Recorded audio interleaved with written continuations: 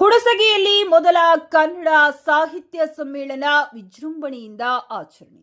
ಯಾದಗಿರಿ ಜಿಲ್ಲೆಯ ಹುಣಸಗಿ ತಾಲೂಕಿನಲ್ಲಿ ಐತಿಹಾಸಿಕ ಪ್ರಥಮ ಕನ್ನಡ ಸಾಹಿತ್ಯ ಸಮ್ಮೇಳನ ವೆಂಕಟಗಿರಿ ದೇಶಪಾಂಡೆ ಅಧ್ಯಕ್ಷತೆಯಲ್ಲಿ ನಡೆದ ಸಮ್ಮೇಳನದಲ್ಲಿ ಸಾವಿರಾರು ಜನರು ಭಾಗಿ ಧ್ವಜಾರೋಹಣದ ಮೂಲಕ ಕಾರ್ಯಕ್ರಮಕ್ಕೆ ಚಾಲನೆ. ಸುರಪುರ ಶಾಸಕ ರಾಜ ವೇಣುಗೋಪಾಲ್ ನಾಯಕ್ ಅದಾದ ನಂತರ ಮಹಾಸ್ವಾಮಿ ವೃತ್ತದಿಂದ ರಥಕ್ಕೆ ಚಾಲನೆ ನೀಡಿದ ಬಿಜೆಪಿ ಯುವ ಮುಖಂಡರಾದ ಬಬ್ಲು ಗೌಡ, ಗಂಡು ಡೊಳ್ಳಿನ ನೃತ್ಯ, ಹೆಣ್ಣು ಡೊಳ್ಳಿನ ನೃತ್ಯ, ಯಕ್ಷಗಾನ ನೃತ್ಯ, ಮಕ್ಕಳ ಕೋಲಾಟ, ಕುಂಭ ಹೊತ್ತ ಮಹಿಳೆಯರು ರಸ್ತೆಯುದ್ದಕ್ಕೂ ತಮ್ಮ ನೃತ್ಯ ಮತ್ತು ಮೆರವಣಿಗೆ ಮೂಲಕ ಕಾರ್ಯಕ್ರಮಕ್ಕೆ ಸೌಂದರ್ಯವನ್ನ ಹೆಚ್ಚಿಸಿ ಜೀವ ತುಂಬಿದರು.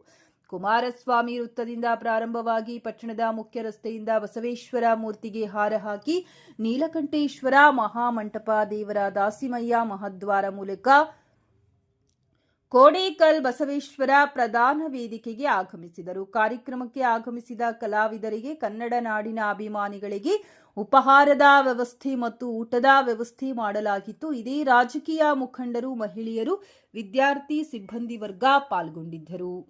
ಎಲ್ಲರೂ ರೈತರು ಹೇಳಿ, ನೀವೇನ್ ಮಾಡ್ತೀರಿ? ಯಾವುದೇ ಬೀಜ ನೀವು ಅಂಗಡಿಗೆ ಹೋಗ್ಬೇಕಾದ್ರೆ ತಗೋಬೇಕಾದ್ರೆ ಏನ್ ಮಾಡ್ತೀರಿ?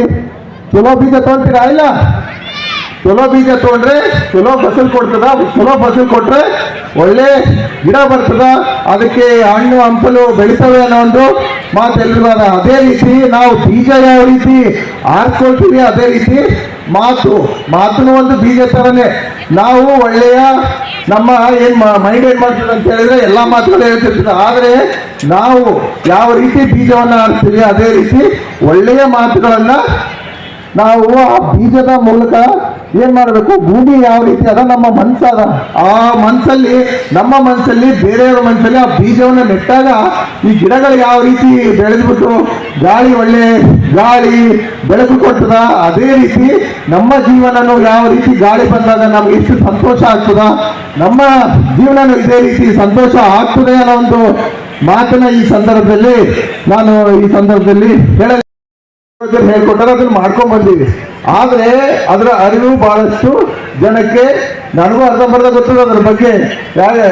ಈ ರೀತಿ ಹಲವಾರು ಏನಂತಾರೆ, ನಮ್ಮ ಸಂಸ್ಕೃತಿ ಹಲವಾರು ವರ್ಷದ್ದಾದ ಅದನ್ನ ಅರ್ತ್ಕೋಬೇಕನ್ನೋ ಒಂದು ಮಾತನ್ನ ಯಾಕೆ ಹೇಳ್ತೀನಿ ಅಂತ ಹೇಳಿದ್ರೆ, ನಾವು ಹಣೆಗೆ ಹಚ್ಕೋಬೇಕಾದ್ರೆ ಏನ್ ಮಾಡ್ತೀವಿ? ಕುಂಕುಮ ಮುಂದಿಟ್ಟಾರ ಅಂತ ತಕ್ಷಣ ತಗೊಂಡು ಹಚ್ಕೊಂಡ್ಬಿಡ್ತೀವಿ.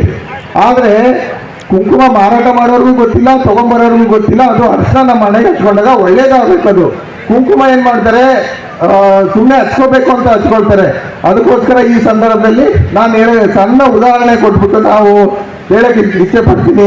ಈ ಒಂದು ಯಾವುದೇ ಕಾರ್ಯವಾಗಲಿ ನಾವು ತಿಳ್ಕೊಂಡು ಅರ್ಥಕೊಂಡು ಮಾಡ್ತಾ ಹೋದ್ರೆ ನಮ್ಮ ಸಂಸ್ಕೃತಿ ಹಲವಾರು ವರ್ಷದ ಯಾವ ರೀತಿಯಾದ ಮುಂಬರುವ ದಿವಸದಲ್ಲಿ ನಮಗೆ ಏನು ಅರ್ಧಂಬರ್ಧ ನಾಲೆಜ್ ಅದ ಅದನ್ನ ಮುಂದಿನ ಪೀಳಿಗೆ ಮಕ್ಕಳಿಗೆ ಪೂರ್ಣವಾಗಿ ಅರ್ಥಕೋಬೇಕು ಅನ್ನೋ ಒಂದು ನನಗೆ ಆಸೆ ಅದ. ಅದಕ್ಕೆ ನಮ್ಮ ಎಲ್ಲ ಹಿರಿಯರು, ಸಾಹಿತಿಗಳೆಲ್ಲ ಈ ಒಂದು ವೇದಿಕೆ ಮೇಲಾರ ಅವ್ರ ಜೊತೆಗೆ ನಮ್ಮದು ನಿಮ್ಮದು ಎಲ್ಲರ ಡ್ಯೂಟಿ ಆಗ್ತದ. ಮುಂದಿನ ದಿವಸ ಮಕ್ಕಳಿಗೆ ಮುಂದಿನ ಭವಿಷ್ಯ ನಿರೂಪಿಸಕ್ಕೆ ತಾವೆಲ್ಲರೂ ಸಹಕಾರ ಮಾಡಬೇಕು ಅನ್ನೋ ಒಂದು ಮಾತನ್ನ ನಾನು ಈ ಸಂದರ್ಭದಲ್ಲಿ ಹೇಳಲು ಇಷ್ಟಪಡ್ತೀನಿ.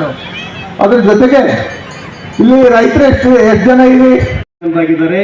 ಅದಕ್ಕೆ ಮುಖ್ಯ ಕಾರಣ ಅಂತಂದ್ರೆ ಈ ಹುಣಸಗಿಯ ನೆಲ ಅಂತನ್ನುವಂಥದ್ದು. ಇಲ್ಲಿಯ ಸುಮಾರು 40-50 ಬಹಳ ಮುಖ್ಯವಾಗಿರ್ತಕ್ಕಂಥ ಸ್ಥಳಗಳನ್ನು ಅವರು ಪತ್ತೆ ಹಚ್ಚಿದ್ದಾರೆ. ಇವತ್ತು ಫ್ರಾನ್ಸ್ ದೇಶದಲ್ಲಿ ಒಂದು ಸ್ಥಳ, ಸೆಂಟ್ ಆಶೂಲ್ ಅನ್ನುವಂಥ ಒಂದು ಸ್ಥಳ ಇದೆ. ಆ ಸ್ಥಳ ಇಡೀ ಜಗತ್ತಿನಲ್ಲಿ ಅಲ್ಲಿ ಅವಶೇಷಗಳು ಪ್ರಪ್ರಥಮ ಅಂತ ನಾವು ಕರಿತೀವಿ. ಅಂತ ಆಶೂಲಿಯನ್ ಸಂಸ್ಕೃತಿಯ ತಾಣ ಜಗತ್ತಿನಲ್ಲಿ ಯಾವುದಾದಿದ್ರೆ ನಿಮ್ಮ ಈ ಹುಣಸಗಿ ಅಂತನ್ನುವಂಥದ್ದನ್ನು ನೀವು ಮರಿಬಾರದು. ಈ ಜಗ್ಗಿನ ಮಡುವಿನ ಹತ್ತಿರ ಕತಬಿ ಅಂತಕ್ಕಂಥ ಈ ಅಣೆಕಟ್ಟಿನ ಸಲುವಾಗಿ ನೆಲವನ್ನು ಅಗೆಯುವಾಗ ಇಲ್ಲಿ ಅನೇಕ ರೀತಿಯ ವಸ್ತುಗಳು, ಆಯುಧಗಳು ಇವತ್ತು ಸಿಕ್ಕಿರುವಂಥದ್ದನ್ನು ಕೂಡ ನಾವು ನೋಡಲಿಕ್ಕೆ ಸಾಧ್ಯತೆ ಇದೆ. ಹೀಗಾಗಿ ಇವತ್ತು ಈ ಭಾಗ ಇಡೀ ಜಗತ್ತಿನಲ್ಲಿಯೇ ಒಂದು ಈ ಸಗಡಿ ಸುಟ್ಟಿರ್ತಕ್ಕಂಥ ಬೂದಿಯ ದಿನ್ನೆಗಳು ಅನೇಕ ಇವೆ ಈ ಭಾಗದಲ್ಲಿ. ಬೂದಿ ಹಾಳನ್ನುವಂಥ ಬಸವಣ್ಣ ಕೇವಲ ಒಂದು ಧಾರ್ಮಿಕ ನಾಯಕನಲ್ಲ, ಇಡೀ ಆತನ ಕುಟುಂಬ ಸಾಹಿತ್ಯ ಚಟುವಟಿಕೆಯಲ್ಲಿ ತೊಡಗಿಕೊಂಡಿತ್ತು. ಅವತ್ತು ಜನಸಾಮಾನ್ಯರ ಕುರಿತ ಸಾಹಿತ್ಯವನ್ನು ಬರೀತಕ್ಕಂಥ ಒಂದು ಕೆಲಸವನ್ನ ಮಾಡಿದರು. ಆತನ ಹೆಂಡತಿ ನೀಲಮ್ಮ, ಆತನಿಗೆ 3 ಜನ ಮಕ್ಕಳು, ರಾಚಪ್ಪಯ್ಯ, ವೇಶ್ವರ ಮತ್ತು ಸಂಗಪ್ಪಯ್ಯ ಅನ್ನುವಂಥವರು ಅನುಭವ ಪಂಥವನ್ನು ಇಡೀ ಕರ್ನಾಟಕಕ್ಕೆ ಕಟ್ಟಿಕೊಟ್ಟರು. ನಾವು ರಾಚಪ್ಪಯ್ಯ ಒಬ್ಬ ಕವಿಯಾಗಿ, ಸಂಗೀತ ಜ್ಞಾನಿಯಾಗಿ, ಒಬ್ಬ ಸಂಸ್ಕೃತ ಪಂಡಿತನಾಗಿ